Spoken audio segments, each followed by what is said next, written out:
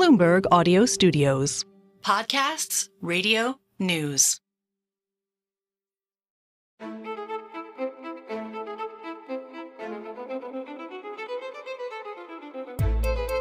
Welcome to this live edition of Voternomics, the Bloomberg podcast where politics and markets collide. This year, we noticed voters around the world were going to have the ability to turn markets, countries, and economies like never before. So we created this series to help you make sense of it all. And we're kind of in the final stretch now. Not many more elections to go, but quite a big one to come. I'm Stephanie Flanders, head of economics and government at Bloomberg. I'm Adrian Wooldridge, an opinion columnist for Bloomberg Opinion. And I'm Allegra Stratton, and I write the Readout newsletter that goes out every day at 5 o'clock. And we're taping this in the wonderful Bloomberg headquarters, and we have with us for this whole episode, John Micklethwait, Editor-in-Chief of Bloomberg. Thank you. Delighted to be here. We've allowed John in as an interloper for this morning's proceedings, which we are holding in Bloomberg's wonderful headquarters in London. Well, as I mentioned, we're looking at the final stretch, the last 2 months of this pivotal US presidential race. And we're also sitting here at the end of the first 2 months of the new UK Labour government, which has its critical first budget coming up in just 7 weeks' time. I was thinking on the tube here, one common theme on the both sides of the Atlantic the last few days has been that the honeymoon is over.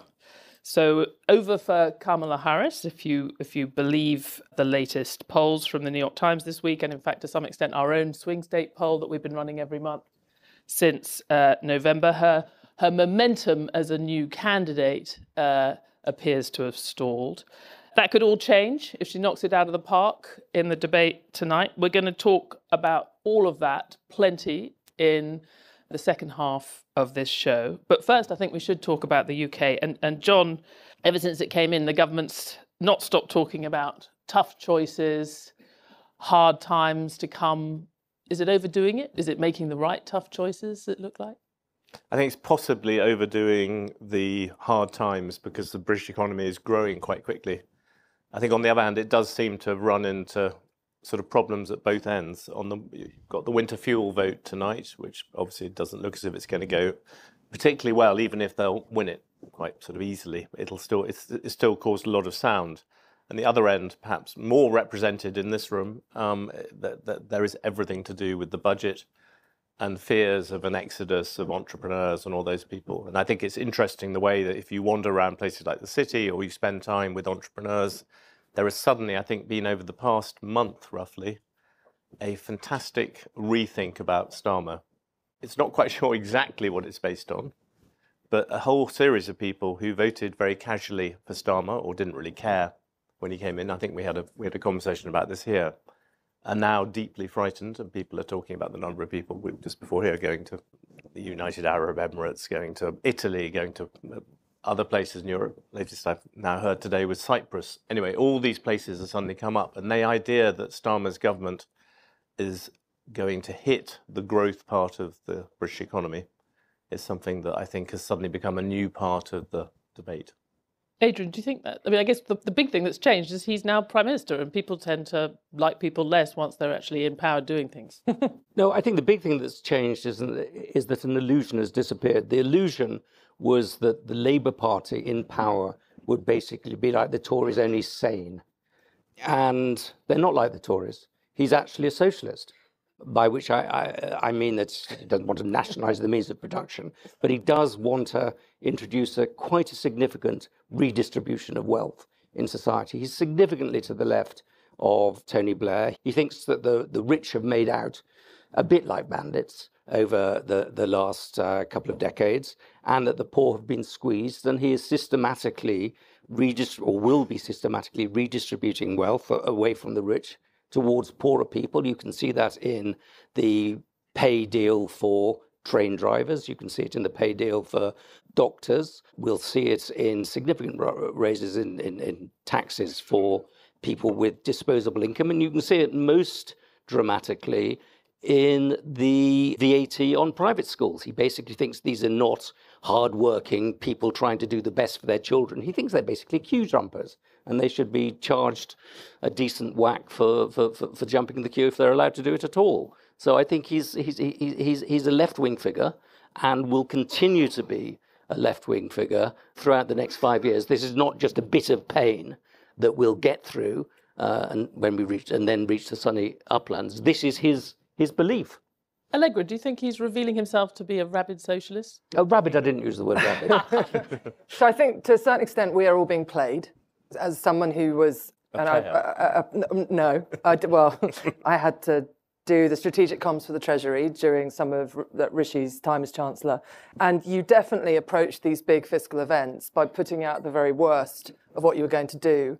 And then in the end, what you ended up doing was vanilla with a little bit of spice on top. So that's classic playbook stuff. And I suspect, don't know, but some things I'm hearing are that, of course, it won't be CGT going up to the top rate of income tax.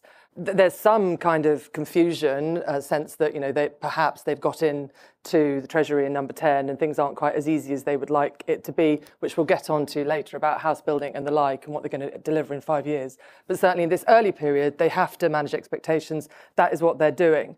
And they're doing it well.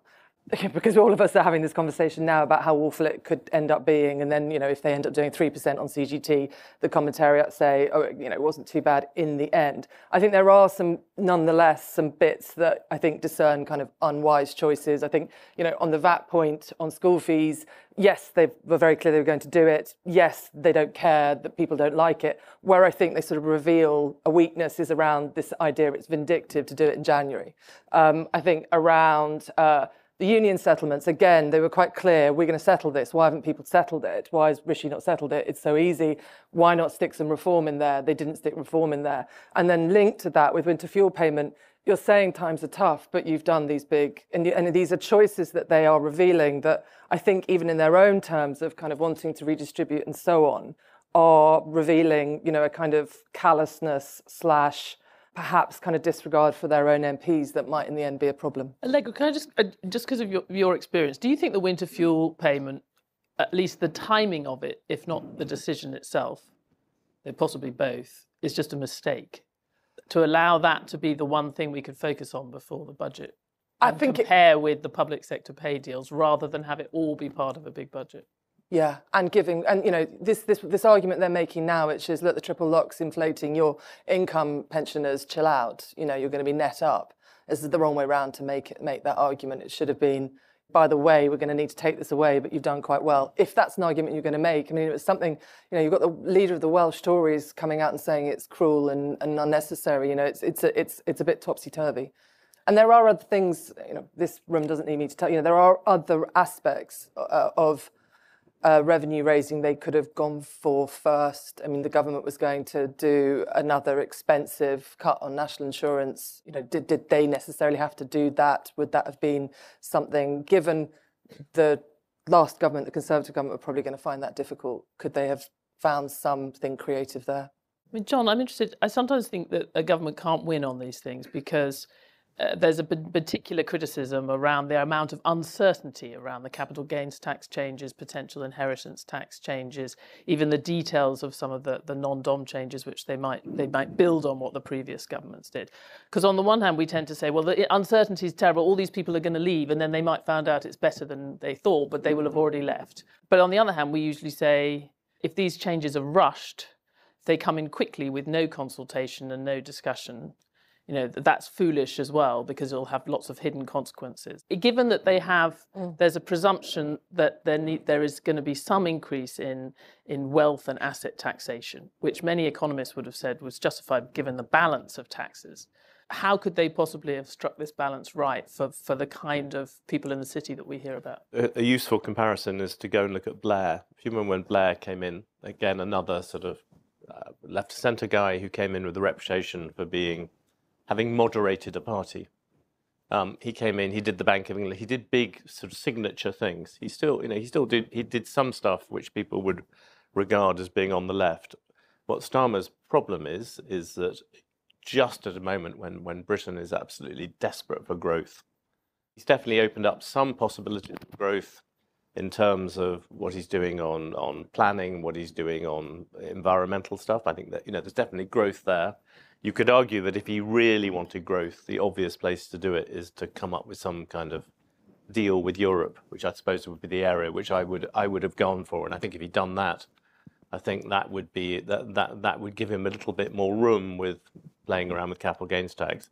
I think the problem is that he's suddenly hitting. If you're looking for growth, the one thing you don't want to do as a left-wing government, you don't want to be Francois Hollande. You don't want to be the people who come in and make one big left-wing thing which scares away capital. That strikes me as mad. There are other ways. I think the school fees thing will make a little bit of difference to it, but it's not going to scare away exactly the most mobile people. So I think there is a genuine worry that just at a time when there was quite a good story to tell, the British economy is growing. You've got a moderate, as Adrian pointed out, sane government, and we shouldn't forget that a lot of these things were set up, or traps were set up by the less sane members of the Tory party, including definitely the Europe stuff. But now, coming in at this precise moment, you don't want to send a message to international capital that actually you're not this nice pragmatic person, you're this person who doesn't like people who make money. We're also closing down one particular post-Brexit option. One particular post-Brexit option was that we would go for the Singapore or the old Hong Kong model of being a deregulated free market haven for mobile capital, for entrepreneurship, of all of those things off the shore of Europe. Now we're definitely going for it. I think that was a real option. I think let me just you finish. said that years ago that we got rid of that option. I mean, do you really think the last few Conservative governments have been pursuing the Singapore option? I don't think they were. I don't think they knew what they were doing. They were partly pursuing the Singapore option. They're partly pursuing a different sort of option. They're partly pursuing a levelling up option. But if we go for the set of policies that Starmer is putting into place, we're definitely not going to go for that option, or a Blairized version of that option. You're referring to the regulation on workers' rights and so on. Well, I'm referring to that. I'm referring to heavier taxes on capital. Now, I did something terrible for my sins yesterday. I actually read the Draghi report. And the Draghi report is quite an interesting document, all 500 pages of it, because it makes it clear that Europe, if Draghi gets his way, is going to go for a very focused industrial strategy version of Europe, with consolidation of industries, with a degree of soft protectionism, with a degree of coherence of policy. So it's going to double down on Europe, as it were. Now, that creates a strategic opportunity for Britain, but it also creates a strategic threat for Britain. The strategic threat is we're not part of that big bloc. So you've got a world divided into the United States as a big bloc, China as a big bloc, and Europe as a big bloc, and Britain offshore there. That's the threat. The opportunity is that we go for a different model, for a more flexible model. But we're going to be trapped in this middle position of a highly regulated, redistributed economy, shut out from the European market, or large chunks of the European market. So we lose on all fronts. Do we need to have a bit of a reality check here? I mean, I'm just listening. Firstly, they have 5 years, and they've only been in office for 2 months. But you don't want to scare away people at the beginning. They have not actually done anything yet that would sort of figure in any history book. But first or any impressions whatever. matter, and these first impressions are very bad. First impressions may matter, but when we talk about doing big things that suggest that you're on a path to a very socialist future and you're going to scare away all of business. You know, in the last 14 years, we had Brexit, which did more clear economic damage to the economy, but also to the city's basic position with regard to Europe than any single action of any government. We had corporation tax, the key signal to businesses around the world, go down but then dramatically up in the course of a few years. We had consistent instability and actually higher taxes on rich people consistently. So it seems odd to me. We talked in the campaign a lot about the importance, above all, of stability, of sort of a basic commitment to a strategic economic model. It just seems a bit odd. It may be that they're going to screw up, but they really haven't done very much yet to suggest we're on a drastically different path. First of all, the fact that the previous government did a bunch of stupid things is not an excuse for this government. But they haven't done that many stupid things. But secondly, I think that it's not creating stability. They're not creating stability. They're actually beginning to create instability. We heard just before we came in this room from a distinguished figure who said that 20% of his friends were thinking of moving out of the country. You don't think of moving out of the country because it's a stable, welcoming place. Just as a poll in this room, anyone put their hand up who has met someone who is thinking about going? I think just for those people who are listening on the radio, I would say virtually everybody has their hand up. That's not stability. And how serious are they? But are they leaving because they actually think that the UK is going to grow more slowly and have a less stable future, or because they are concerned about their personal tax situation, which is not a bad reason to leave, but I'm saying that is the main reason people are leaving. It's not because they actually think the UK is going to the dogs. No, that's wealth creation. These are a bunch of wealth creators leaving the country and leaving the country poorer with fewer opportunities. Can I move it on to talk about your 5-year point that we're 2 months into 5 years, which is, if you look back at the Boris Johnson government that had a similar mandate and it didn't have as thumping a majority as Keir Starmer has, but there was a similar vibe when he came in of, wow, we have an ability to do what we want, and he was going to do levelling up, and in Keir Starmer's case, it is build. I think inside number 10 and 11, they will be aware that it isn't just 2 months into 5 years, that you have to start to have an idea of how you break down these systemic reasons why we haven't done this historically. So I suppose I just want to be a corrective to yes, they have 5 years, and one of our reporters who was talking about the build agenda on the In the City podcast the other day was saying, he suspects that 1.5 million of housing being built, probably a lot of it will be at the back end, because the systemic problems that have stopped us building hitherto are real. Probably Rachel Reeves and Keir Starmer are looking at them and getting advice, which is it is not going to be that easy to shift this, otherwise other people would have done. And I think if you look back at the Johnson government, there was a sense of like, crumbs, how are we going to do levelling? How are we actually going to do this? Is it going to take 2 terms? How are we going to build these 40 hospitals and so on? COVID came along, so we actually didn't see that. The pandemic, quite early into his term, meant that there was a number of other, things he was judged by. But had it not come along, I think you would have seen a sort of, how do we level up the country? Can we break down these vested interests? And I think that is now true for Starmer. And I think the one question I would ask over and above, can you take on NIMBYs and so on, is do we have the workforce to do what you want to do? Allegra, I love that you've taken us to that, because we are going to have to move on to the US. But I think you're absolutely right. I mean, it's brilliant to have a good argument about it. Rare that we can summon up such disagreement on Voternomics. But I think my concern is that the government, we end up focusing on quite small things instead of the very big challenges that they highlighted themselves in the campaign. And Allegra, you're quite right. I mean, 6 months' time, if we're still talking about all the things that we've just been talking about and not talking about how they are tackling that supply side agenda, and particularly things like housing supply planning, unlocking investment in the grassroots, not just what's going on here in the city and with high-paid accountants, I think that will be a real indictment of the government if we're still looking at these symbolic things. And then I will start to side more with Adrian. But there are 5 years to go. It's noted. It's noted. Set your clocks, people. Come back here in January. But we have 5 years, and in the meantime, of course, all those very smart Labour strategists that got Labour in the office, aware of all of this, have been are quickly getting out of Dodge to go and help somebody else. And we had a story this weekend that was talking about how the Labour strategists are going over, are migrating to the US, at least temporarily, to lend their help to the Kamala Harris campaign.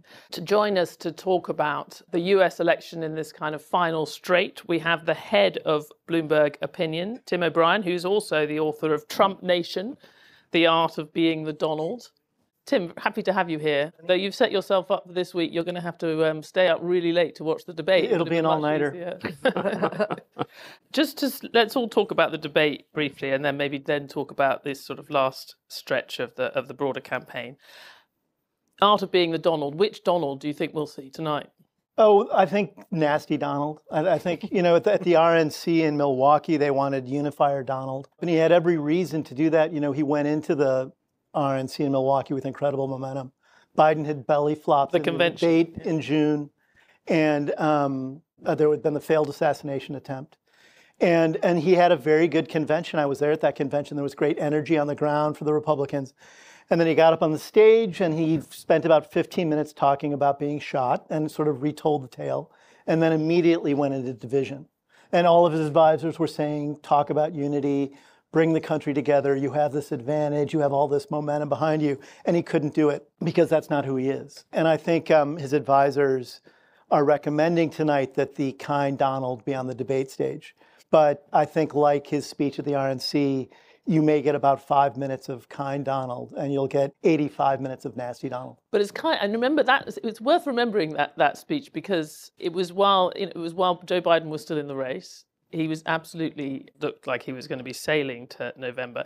I think tonight, I mean, along with being kind, I think his advisors are telling him to sort of stick on message, talk about, if he talks about policy, there's plenty that he can take on about Kamala Harris. But I did hear someone joke that was like asking him to stick on message was like asking your cat to do string theory. Yes. He also doesn't believe it works. Just at his core, he believes that when you're on the attack, you're winning. Will he not be nervous that he's taking on a woman who is younger than him? Well, I think what he's nervous about is she has authentic charisma and star power, and Biden was a catatonic zombie, and I think that he wasn't worried. Alive, but Yes, but you know, Poor Biden. and I think the Trump campaign had positioned itself as, even though Donald Trump is 78 years old, he was the young man in the race, and he was the vital player, and he compared favorably to Biden in that regard. And so they were campaigning at like a 35,000-foot level. It really was this cult of personality around Trump. They were going to do it through social media. They have a horrible ground game. We can get to that. I think that might catch up to them. But they really didn't care in Milwaukee in July because everything was in their favor. And then the Democrats pulled off this amazing reversal of fortunes and put a new candidate in play who is younger, is dynamic, has star power, and Trump is a student of very little, but he is a student of celebrity. And I think he recognizes this in her, and he's afraid of it. You know, he's already raised whether or not she's really a black woman a number of times. I think if he says that on a debate stage tonight, independent voters in swing states, which is where the 2024 election is going to be won, they don't want to hear that. They want to hear about the economy. John, I mean, are we setting expectations too low? I mean, if you go back to that debate with Joe Biden, you could argue that Donald Trump was actually very disciplined in that debate. I think in the debate he was disciplined. I was there with Tim in Milwaukee, and it was extraordinary. The whole thing was around being nice. It was all very soft focused. There were lots of people coming in and degree of celebrities, everything like that. And then every time a Trump came on stage, but particularly Donald, it just went veering off. There was a teleprompter. And it was like watching one which he was meant to be following, and to begin with, it was going around quite calm. And then it hit. But the debate with Biden, which was the same setup. He did. So the convention, he went slightly crazy, but actually, the same circumstances, and with the mics again are going to be silenced at least some degree. Are we setting expectations too low? I mean, if he's as disciplined as he was against Biden, I also wanted to ask. We've just had 2 disastrous months for Trump, in which the nasty Trump has been totally and completely dominant, in which the media has been ecstatic about Camilla, in which she has actually done much better than any of us expected. And they're still level pegging in the polls. Well, remember, though, that in the swing states, there was a huge gap between Trump and Biden. Right. Prior to Harris coming into the race, 5 to 6 points beyond the margin of error in most polls. So she's closed that gap. Right. But she hasn't bridged it and gone beyond him. But, you know, she's within 2 points of him in Florida. If Donald Trump loses Florida, the race is over. I think the other dynamic that's going on is that the polls don't really capture voters who are still turning out. Democrats have had 13 offices open in North Carolina since January. The Republicans just opened their first. And they did it with emergency funding from Elon Musk, and they're panicked about North Carolina. And ground games are where elections are won. You know, vibes reflect momentum, vibes reflect people's political biases and affinities. But at the end of the day, the really tough work of campaigns is door knocking, direct mail, advertising, and phone banks. And the Democrats in all the swing states have more robust operations than the Republicans right now. And polls don't capture those voters. It's sort of hockey sticks. You don't see them in like the last 3 to 5 weeks of a campaign, they suddenly appear. You know, that surprised Mitt Romney in 2012 when the Obama people were in Florida and they were door knocking. And the Romney people were surprised at the end that they lost Florida. But the Obama people knew it all along. But Hillary Clinton had a much better ground game than Trump. Actually, I would argue that she Really? didn't. I think she was absent in Michigan and Wisconsin, for example, and that cost her the race. And they actually thought they were going to flip Georgia and Florida, and that's where she was.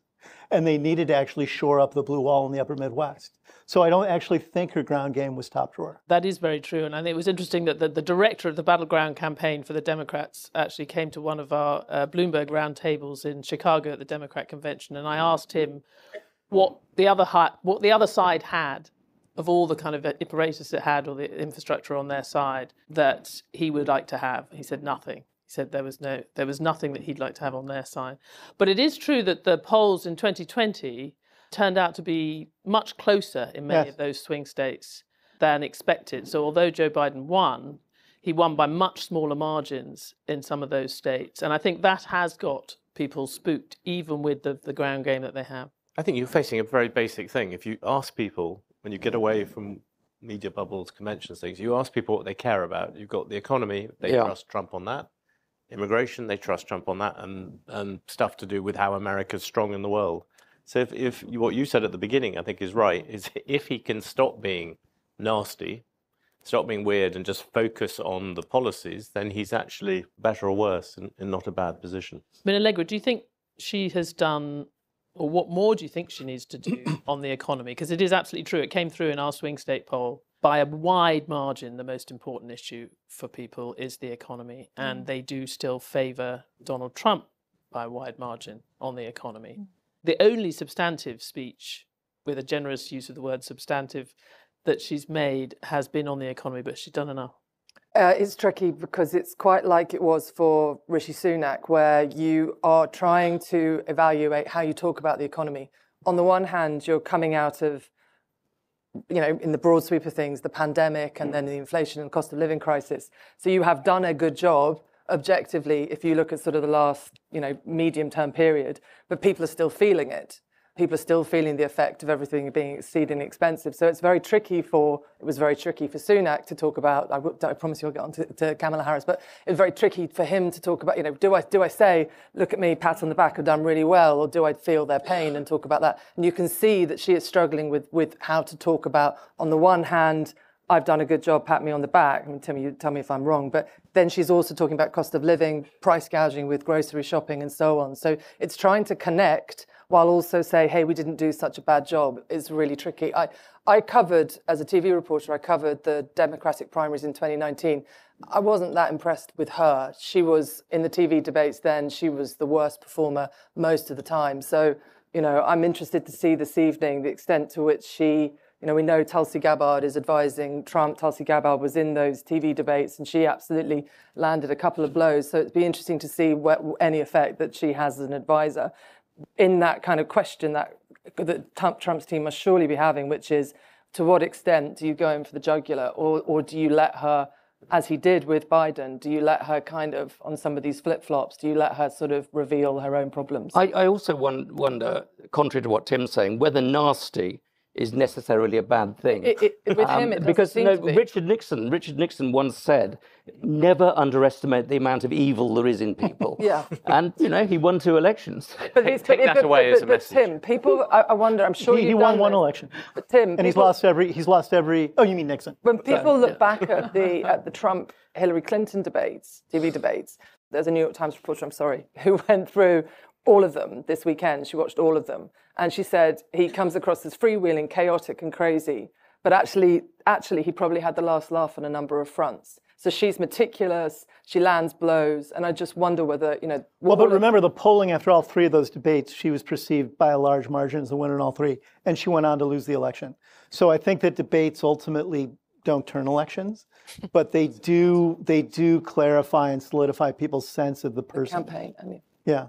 The economy in the grassroots is figuring very prominently because there's the legacy of inflation, which just is still there in people's minds. But on the big picture macro policies, there feels like remarkably little concern about the macroeconomic mix that Donald Trump, still probably the most likely winner of this election, is promising for the next few years. And I was particularly struck, he gave this speech to the just had a discussion that involved just him at the Economic Club of New York last week to a pretty luminous, almost as important audience as the one we have here at Bloomberg, and barely sort of turning a hair as he talked about policies that would explode the deficit and potentially also push up inflation quite dramatically. I mean, we know that the increase in tariffs alone would push inflation back well over a target next year. So, I mean, Tim, are you surprised by how little focus there is on that in the business community, which actually seems to be quite sort of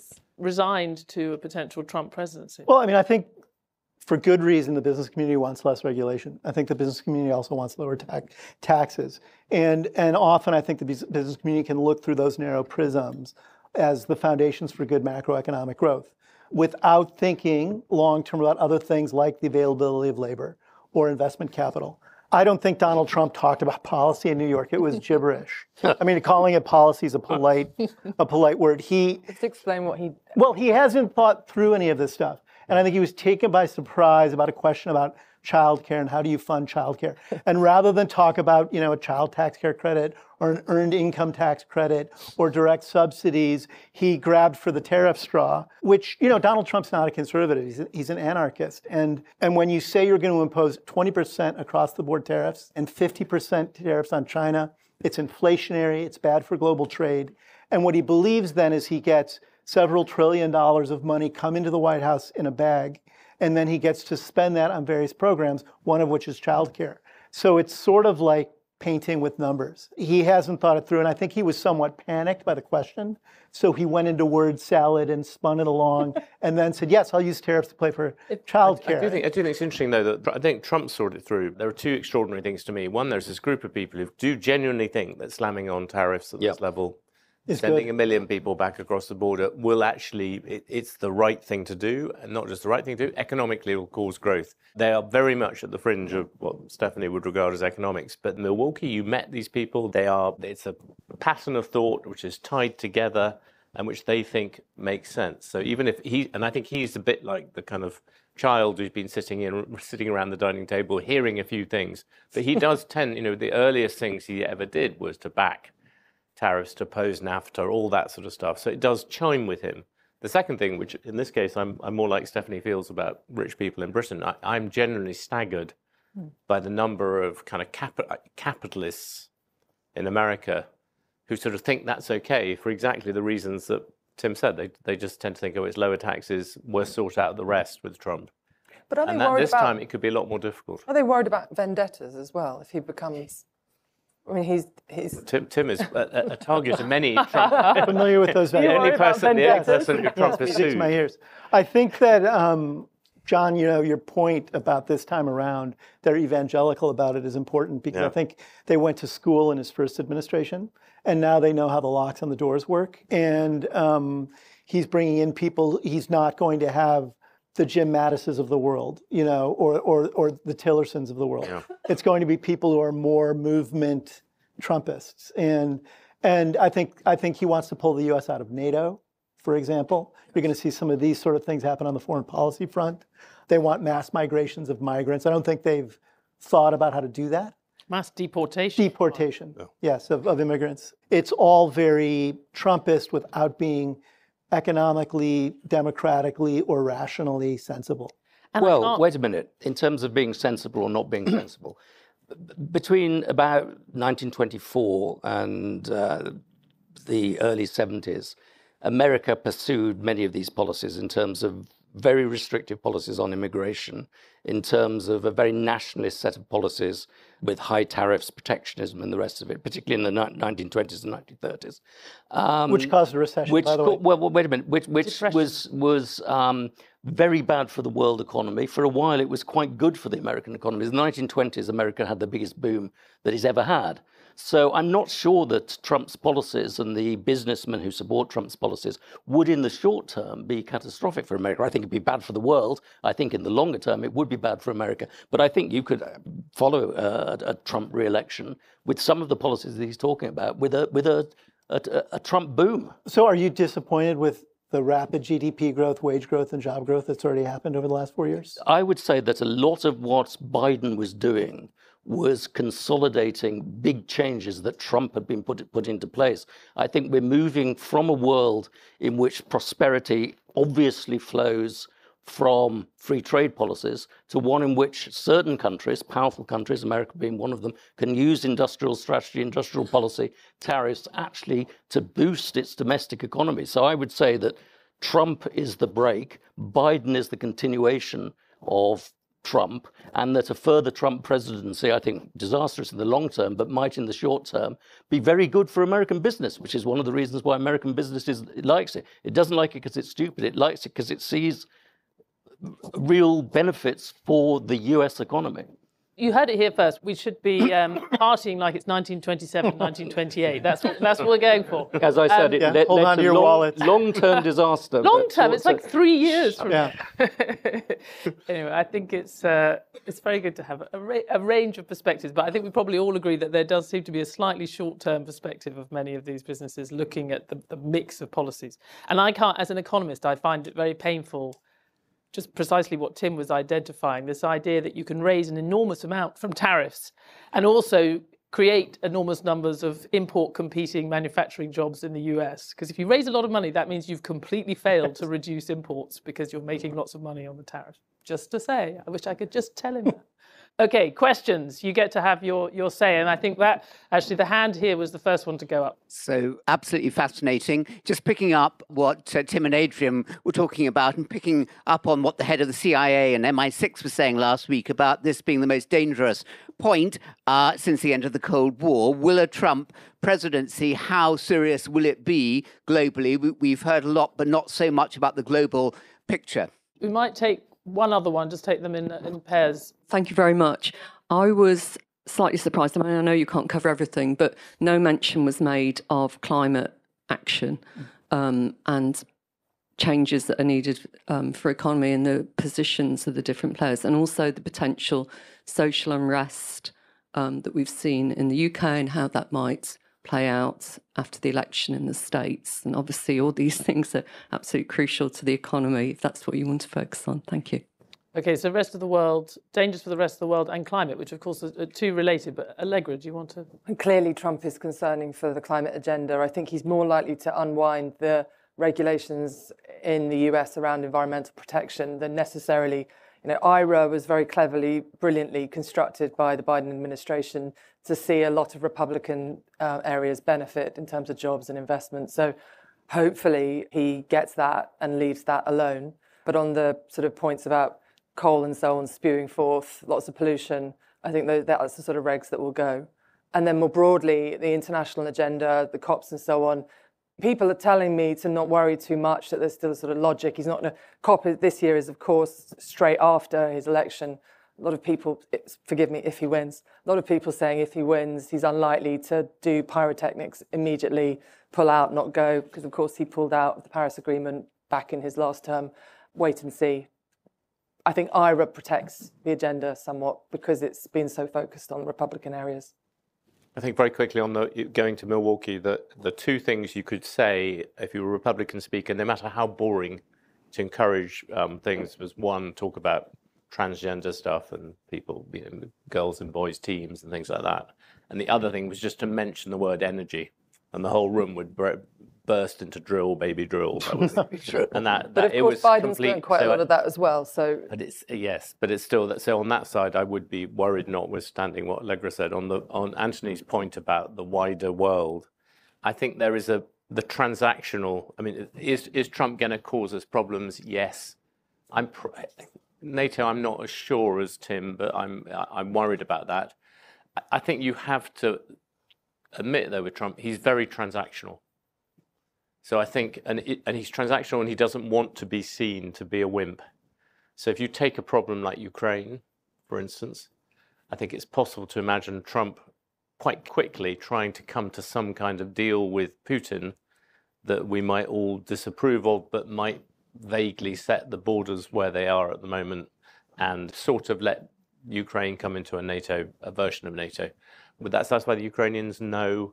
Would that satisfy people who support them? No. Would it satisfy Putin? Probably not. But it might be a way out of it. So I think there's on China, I think it's the same kind of dynamic. Trump is so blown up with his own sense of ability to be able to talk to people. But again, he would be looking to try and do deals. At the end of it, he is an American firster. Yeah. That's been his entire strategy. That has terrible consequences sometimes for places like Europe. But it does mean that he doesn't want to give in to things. He doesn't want to look too weak. Again, Tim knows more about it. And I think that the sort of pivot away from Europe, although it would be more extreme under Trump, I think you'd have to expect it, that at some level that is a structural shift that's going to happen under any president. Absolutely. Couple more questions. Okay, so for this side, maybe we'll take these two on this side. Adrian's written brilliantly on meritocracy. Yeah. One threat to Don't flatter him in front of so many meritocracy people. Don't is encourage that him. inequality of income and wealth feeds through into inequality of opportunity. What are the redistributionist policies in Britain, therefore, that you would support? Oh, me? You, yes, you. There must be something you would support on redistribution if it's going to enhance equality of opportunity and support the meritocracy that you've defended. I'd be much more concerned with broadening opportunity, as happened under Blair. And I would say that the ways to do that would be to extend access to private schools by making it easier to pay, by increasing the number of scholarships available, by having a substantial investment, again, as happened under Blair, in early opportunities for deprived children. So I would focus more on opportunity, more on creating avenues of upward educational mobility. On the issue of transferring wealth down the generations, I'm in two minds, but I think at the moment, given what's happening in the rest of the world in terms of a sort of the consolidation of big trading economic blocks, I don't think Britain's interest lies in being less welcoming to wealthy people. I think in the US campaign, at some point, Kamala Harris talked about rent controls. I think in the UK, previous Conservative government tried to regulate football clubs and debated whether we have a right to have a local football club. The reaction to the Oasis tickets was to regulate Ticketmaster. Even the winter fuel allowance, there's actually no meta debate about whether it's the role of government to be sort of create little pots of money we hand out for winter fuel. Is there anyone, apart from maybe Kemi Badenoch, who actually thinks in both these countries that government perhaps should do less but do it better? That's a good question. I mean, I do think it's very striking. I mean, in the US, you've had this sort of much discussion around the polarization of the electorate and the dramatic sort of move to the right of the Republican Party and the move to the left of the Democrats. But they've almost never been so close on many of the sort of key elements of the key instincts of economic policy. Both sides have moved a long way from the sort of new Democrat / free market era that many of us kind of started our careers in. I think that's less obvious in the UK, but I do think, to our further discussion, I think we're probably exaggerating how dramatic some of these socialist tendencies are in the Labour Party. But what do others think? Just to respond to your question, people say, it's a good strapline in a TV hustings, and I'm sure Kemi, says it to great effect, and indeed probably Liz Truss would be the other one who thinks it. But the problem is that once they are in government, possibly she's in government or whoever wins it is in government in 5 years' time, possibly. When there is then something that is on the front pages and it runs and runs and runs, in reality, the Prime Minister's official spokesperson gets asked about this, they get asked about it at PMQs. Just the nature of our political system demands that people are on the hook. And until you have a political class that is happy to say, nothing to do with me, take this elsewhere, which we don't have. And we don't have a media class that is prepared to think that that's an acceptable response either. It's slightly on us too. But a lot of this is just performative, isn't it? We didn't end up regulating the football market. We're not going to regulate the price of Oasis tickets. We just say a few things and then everybody forgets about it.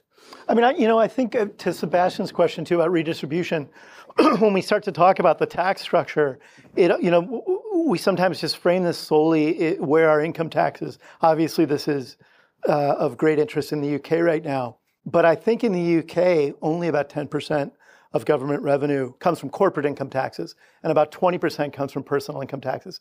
In the US, about 50% of government revenue is from personal income taxes, and only 10% is from corporate taxes. And I think there's this sort of veil around this discussion in which we don't really just get at sort of the core basic foundations of how the government creates and draws in revenue, whether there's an equitable balance between a corporate tax and a personal income tax. I would say that the personal income taxes as a percentage of the pie in both countries is wildly out of skew relative to the corporate tax rates. And then what's the proper role for the government with that pot of money? And a well-run government helps create economic opportunity, I think, first and foremost. And there's a strong role for that. And I think that's where public policy should be geared towards, and it should be geared towards opportunity. To go back the inflation debate in the U.S. is a small facet of a larger affordability debate. Just to go quickly back, I think we do have a very interesting model in Europe, which we could, in this country, be moving closer to, which is the model that they have in Sweden, whereby you're allowed to use state money to send your children to private schools. You have a market, you have a sort of a voucher system. You have no inheritance tax whatsoever. You actually, I think Sweden has twice the number per capita of billionaires that the United States has.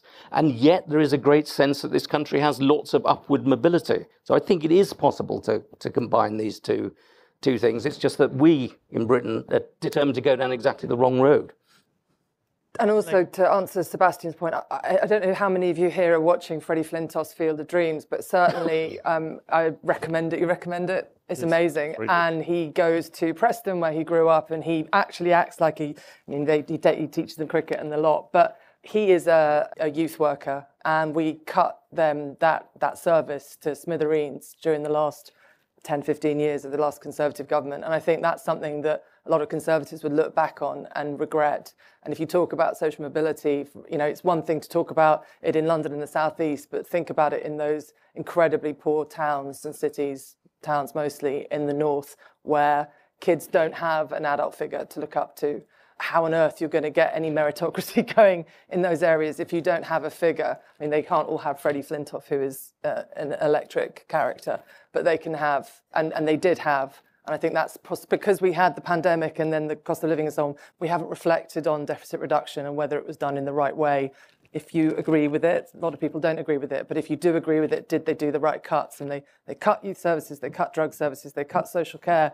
A lot of things became the crises of the last 5 years. Yeah, I think that is one of the great challenges, is whether you can shift from not just the focus on, when we think about investment, not just physical infrastructure, but social infrastructure. I think social infrastructure has been so neglected on both sides of the Atlantic. And I think, Allegra, you're quite right. We're coming to an end now. I think to take us back to, the success of the Labour government is going to be partly about how it manages to narrow some of those gaps with the sort of broader country, whatever we might be thinking in the city. And certainly the result in November will have a lot to do with what those parts of America that we don't spend very much time in are thinking about the future.